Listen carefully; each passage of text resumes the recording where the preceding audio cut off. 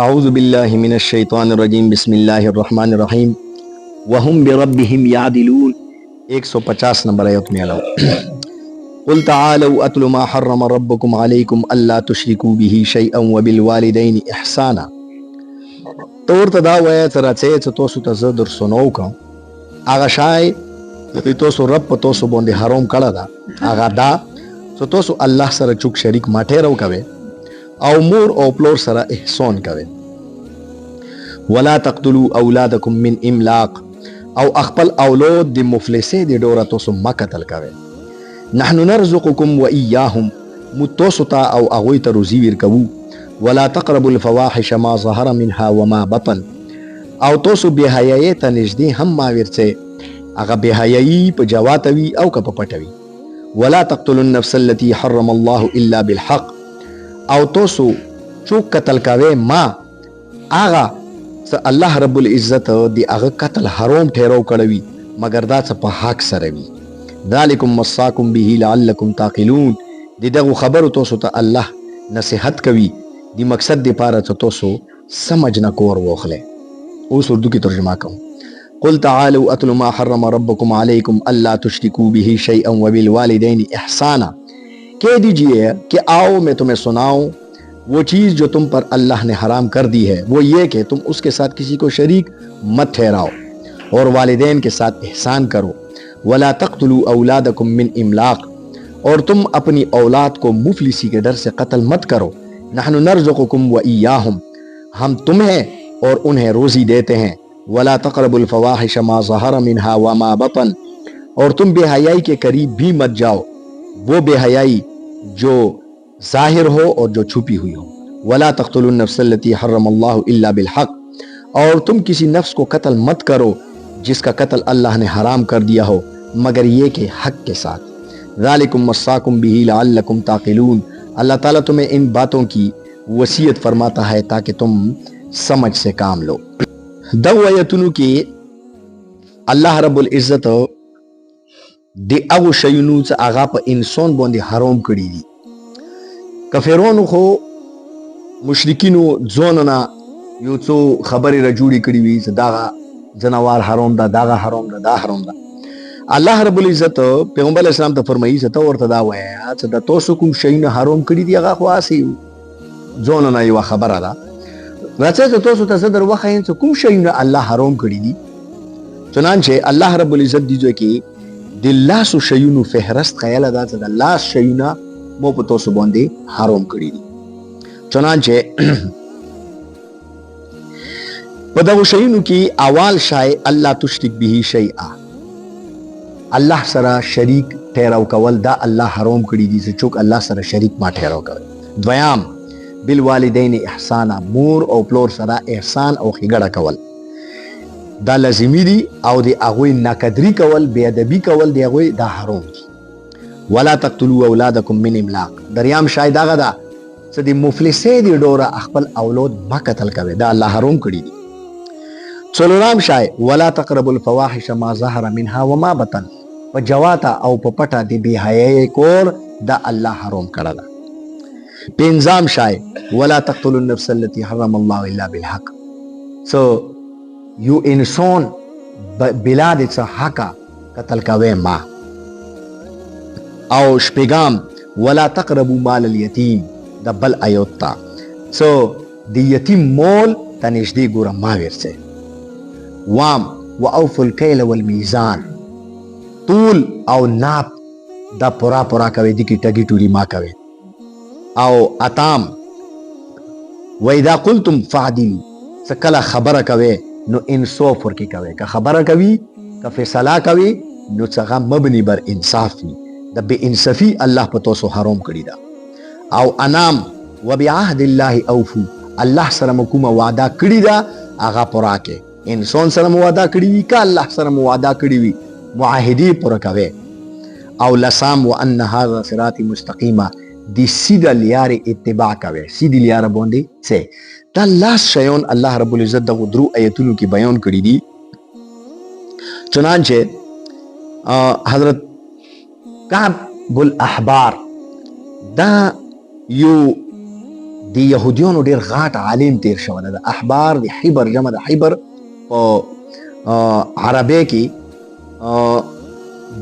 ربی ته یعنی د يهوديانو کوم عالم دا هغه ته حبر نه یای نو ایدی خپل نامه کومه ده کنه کعب ابن ماتع الحمیری نامه و د یمن اوسیدونکو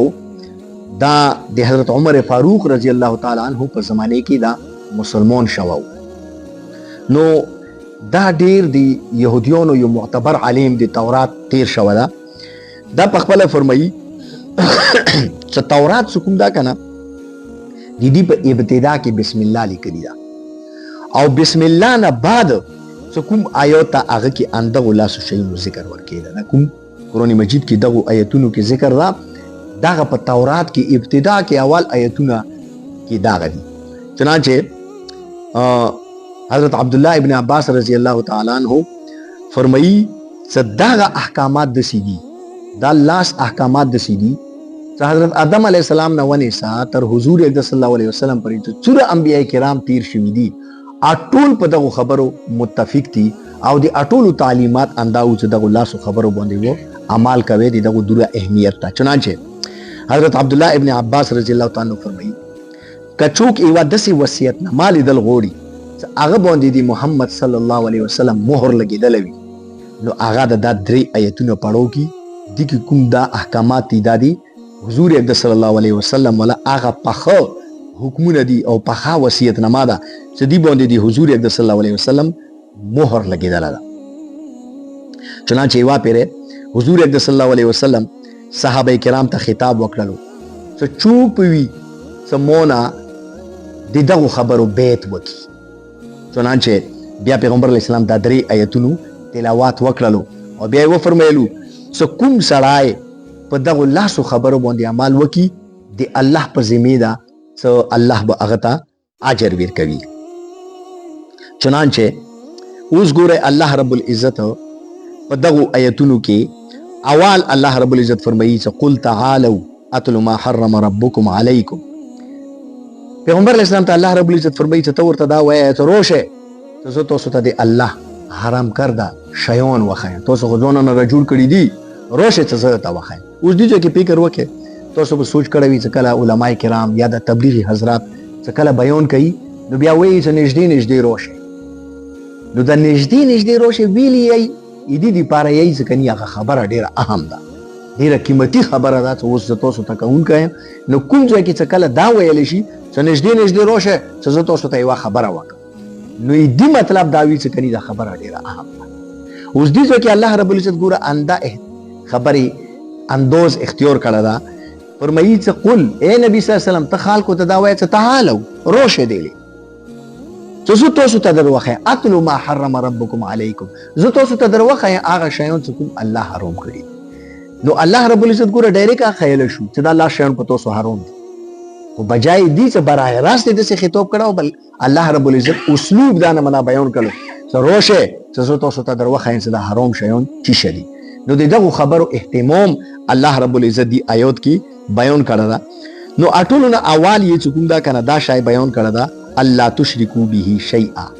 چې تاسو الله سره چوک شریک ما ټهراو کوي شرک یو دای واده سي ګناه ده چې الله رب العزت دان بالکل نه خوخوي او نه دی مفیشتو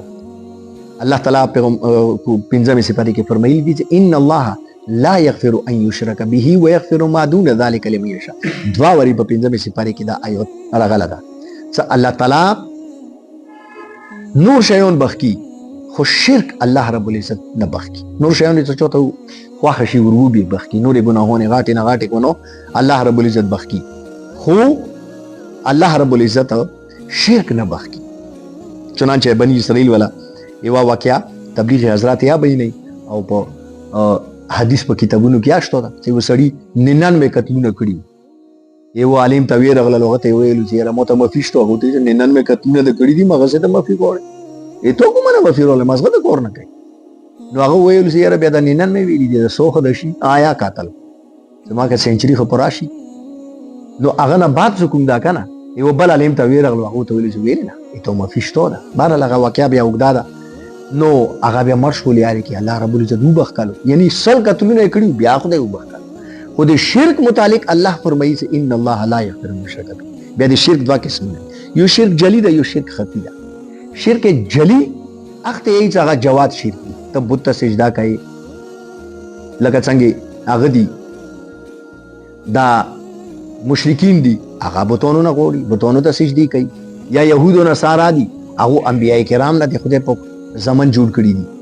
امدان منا د ایمو کوم جاهل عوام دي،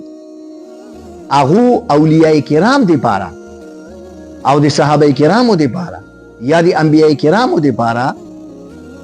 دی الله هغه صفاتونه چې هغه دی الله ذاتی صفاتونه دي لکه علم او قدرت، دغه صفاتونه دغه اولیاء ته ثابت کوي، انبیای کرام ته ثابت کوي چې نبیونه سره دا علم شته ده، هغه سره ما کان و ما یکون علم ور سره ده، څه شوی دي څه بکیږي دي هاري وی ذره علم دغه انبیای کرام او دغه اولیاء کرام دغه سره شته ده. نو دغه څوک د شرک ده. الله علم او قدرت دا دی الله یو داسې صفاتونه دي چې دا صفاتونه د انسان لپاره نه دي ثابت. نو بهرحال دا شرک جلی ده او یو شرک خفی ده. شرک خفی اخته یی هغه پټ شرک لکه ریا کس. اوس دا جواب هغه نه ده، شرک نه ده، داسې سړي ته د کفر فتوا په نه شعر کوي دا مشرک شول. البته هغه کوم اعمال کوي هغه شرکی اعمال نه، هغه ریاکاري دي لپاره زکات ورکوي، ریاکاري دي لپاره المنځونه روژې لري، دینداري اختیاروي. یا مطلب دا شاید دا هغه شرک خفي کې راځي چې ته خپل اټول امیدونه توقعات دا دنیا نه وابسته کی، دولت نه پیسې نه ایتو اټول امیدونه یاره پیسې سره ارس کیږي. د ځنه نن سبا فیسبوک کې یو غره چی چې یاره دغه امیر خلک سکوم دي مالدورو خلکو دغه غریبانو خلکو ته دا په دماغو کې چولی دي چې یاره د غربت سکوم دا د الله ته ډیر پسندیده اعمال ده، لہذا مول او دولت خشای نه ده. هغه دا یی چې دا مالدورو خلکو غریبانو ته په ذهن کې چوله ده، دا مالدورو نه ده چوله، خدای بندگانو دا په حدیث کې دي. پیغمبر علیه السلام فرمایي حدیث شریف مفهوم دا چې الله رب العزت موته پیشکش وکړلو، جبرئیل امین راغلل چې الله رب العزت فرمایي چې کای تو خواخوي د احد غار به تو ته سونی نه جوړ کړه سره ګرځي کوم په لچی تو سره براون. حضور اکرم صلی الله علیه وسلم فرمایي چې مو ته ویلو یا رب العزت مو دانه د پکور زه خدا غواړم چې واوريزه خو مړې وخورم او دې تو شکر ادا وکړم او بل اوريزه نور تیر کړه صبر وکړه چې متاجر کوم. نو افلاس او د غریبه ولا ژوند حضور اکرم صلی الله علیه وسلم ځان لپاره خوښ کړه ده او پیغمبر علیه السلام دی احادیث مفهوم ده چې پیغمبر علیه السلام دا فرمایلی دي چې تو زه خپل ځان نه بعد څه په تاسو باندې ډارېږم، زه په دې ټکي ډارېږم چې تاسو به حب مال کې گرفتار شئ، د مال به د سره کثرت شي او د هغه په فتنې کې به تاسو گرفتار شئ. نو دا د مالدارو خلکو ذهن کې نه دي چولی، دا د قرآن او حدیث تعلیمات دا شای دي چې تاسو ډیر مال او دولت پسې ما ګرځئ. نو بهرحال که یو سړی اټول خپل امیدونه دا د دنیا شیونو نه وابسته کی نو دا شرک خفي ده. الله ارڅ کوونکی ده، الله باندې پرېږده، خپل همت کوا، همت نه تو شریعت نه منی کوي بلکې حکم ته در کوي چې خپل همت کوا. الله رب العزت مختلف قسمه مخلوقات پیدا کړي دي، جنوار ده هغه ته الله رب العزت حکم ورکړی ده چې ته په خپو باندې څه تو ته روزي پراته ده خو ورپسې کور نه به وځي، نوره خیر ده محنت تو ته ډېر نشته ده، خالي بس لټوه. یو جنوار ده هغه ته حکم ده چې لوړ شه وخت ځای په ځای دي بس وخوره. یو درنده ده هغه ته خدای حکم ورکړی ده چې وریجې پټېږه شپې چې کوم د وضع خپور کوه هغه شپې وځي څو یې رانیسي بل چې شی رانیسي. انسان ته الله رب العزت دا حکم ورکړی ده چې ته به خالي څوملې نه چې تو ته په ځای باندې رزق ملو شي. ونه ده ونې ته الله رب العزت په ځای ویلوړه ده، یو پلا ورپسې نه ځي، هغه ته خدای په جړ ته رزق ورسوي، اوبه ورسوي، هغه دا اوبه ګوره څو فوټه داسې ونې شته دي چې سل فوټه اتیا فوټه چې کوم د هغه بلندي وي اوس چک سار کې کومه هغه د پونی ده هغې پونی ته د کوزه تخې نه اوبه ورسوي الله رب العزت. غره اوخلي اوبه هغه خپله انرژي ټرانسفر کړي ووري پوسه هغه ته یې ورسوي. الله رب العزت هغه ته ویلي دي چې ته ما ګرځه تو ته ځان دي چې روزي درکوم. انسان ته دا نه دی ویلي چې ته خپل کور کې نه تو ته روزي درکوم، بلکې انسان ته دا حکم درکړه دا دې ته جناور غنیا حکم نه دا چې ته خلی وځه، بلکې نه ته وځه مهنت وکا روړه بیا ځان ته جوړا کا یو سپین کا ټماټر سپین کا هغه په ور کې دوا هغه ته مولګي مصالې وچا هغه ځان ته پوخ کا بیا یې وخوره. هغه دې پاره کور یا مشکل د انسان دې پاره. نو بهرحال همت پکایي خو رزاق په کوم د الله غاڼې چې ورکون ک بیا الله. بهرحال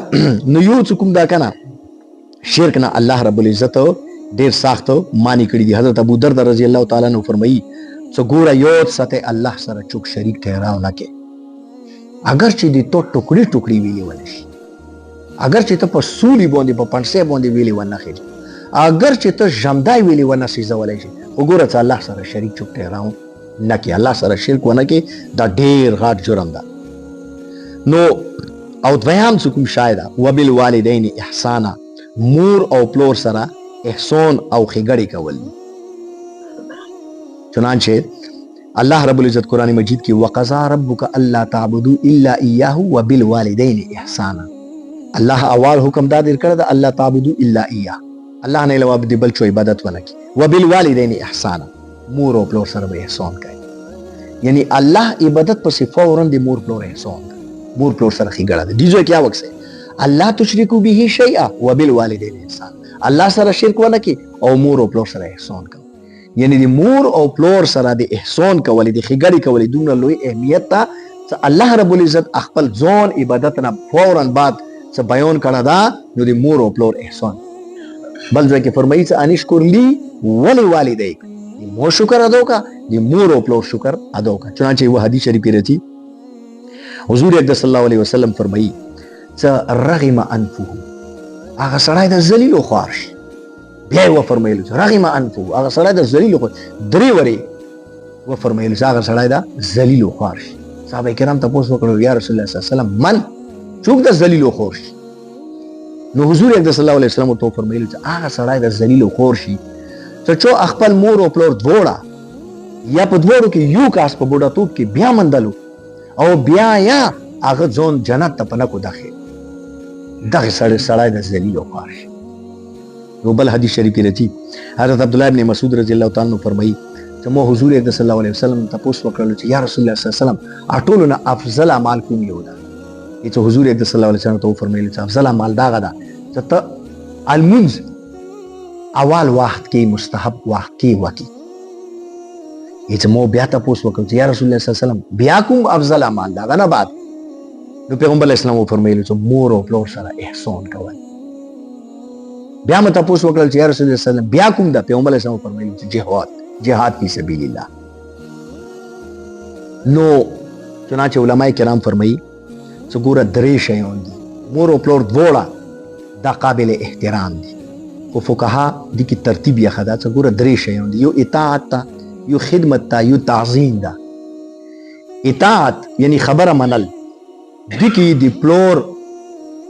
درجه مقدم ده او په خدمت کې د مور درجه مقدم ده او په تعظیم کې دواړه برابر دي. یعنی خدمت څه تکایي؟ خدمت کې د مور درجه زیاته ده. لکه فرض کې ته پلورا ویل شروع کړل زوای لکه مچ چپی کا، مورا ته ویل چې زوای لکه مچ چپی کا، اوس حکم دواړو طرف نه ده، تر اوس پته چی کوي. نو دا چونکه د خدمت ته خدمت کې حکم دا ده مور ته ترجیح ورکړي، لور شه مور چپی کا، پلور خیر ده پرېږده. او اطاعت دي کې پلور مقدم ده. فرض کیا ته یو جلکې کوي، اوس مور د ته یې بالکل بچای د ته اجازه تاندا جلکې وکړه، خو پلور د ته یې ځوای دا ونه کی ته پلور ومنای مور د سي ټیم کې ماما ویلي چې د پلور تجربه زیاته ده. ی مور زړه کې رحم وي، هغه کې مینه وي، هغه یې چې مو ځوای ته خوشحال وي چې کوم ځای کې کوي. پلور سنجیده وي، هغه لیدلی وي، هغه کتلی وي، هغه محبت نه دی بچی محبت نه مغلوب کیږي نه، هغه مخکې نظیر لاګي. اوس ته کمینه وکړو رسته دا سارای نقصان خوري. انداس یو روزګار د چا سره شریک کاروبار کوي، مور د دې چې ځوای وسره وای کا او پلور د دې چې زمانه دي سره شریک کور ونه کی. ای پلور ومنای مور ماما. تعظیم دا، احترام دا، احترام کې دواړه برابر. پلور دروغ له بالکل وته وناريګا، اقرای وته وچوا، سکین زوی وته پرېږدو. انداس مور دروغ له مور ته زوی پرېږدو. پلور په مخ کې تیز نشي غږیدای، داسې مور په مخ کې تیز نشي غږیدای. نو دا تعظیم ده، دي کې دواړه برابر دي. نو بهرحال د مور او پلور چې کوم دا ډېر لوی احترام په شریعت کې راغلی ده. الله د موږ ته د خبرو باندې عمل کولو توفیق نصیب کړي. واخر دعوانا الحمدلله رب العالمین.